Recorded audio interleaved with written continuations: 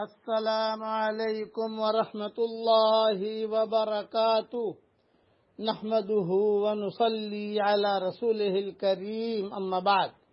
آج کا سبق سن لیجئے۔ آج کے سبق کی سرخی ہے قرآن سے دوستی کیجئے، پارٹ نمبر 27۔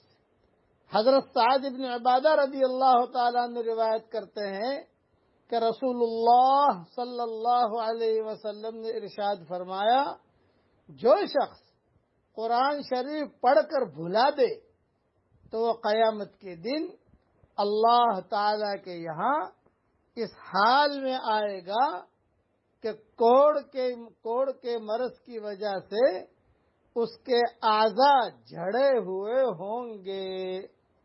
یہ حدیث ابو داؤد میں ہے۔ قرآن کو بھلا دینے کا کیا مطلب ہے وہ میں سمجھا رہا ہوں آپ کو۔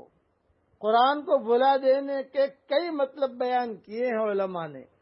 نمبر ایک یہ ہے کہ دیکھ کر بھی نہ پڑھ سکے۔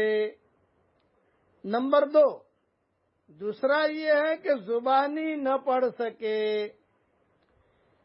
نمبر تیسرا یہ ہے کہ اس کی تلاوت میں غفلت کرے۔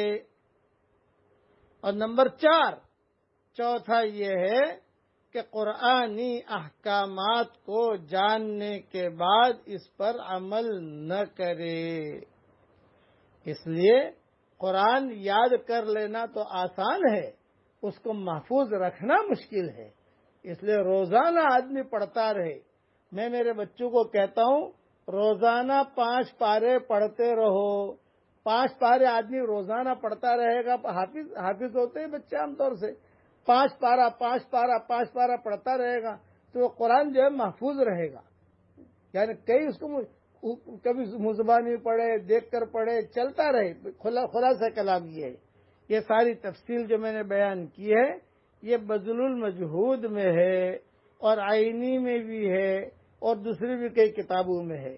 اس لیے قرآن کی حفاظت کیجئے اور قرآن سے دوستی کیجئے۔ اللہ تعالی ہم سب کو قرآن بہت پڑھنے کی اور اس پر عمل کرنے کی اللہ ہم سب کو توفیق عطا فرمائے۔ آمین۔ وآخر دعوانا ان الحمدللہ رب العالمین۔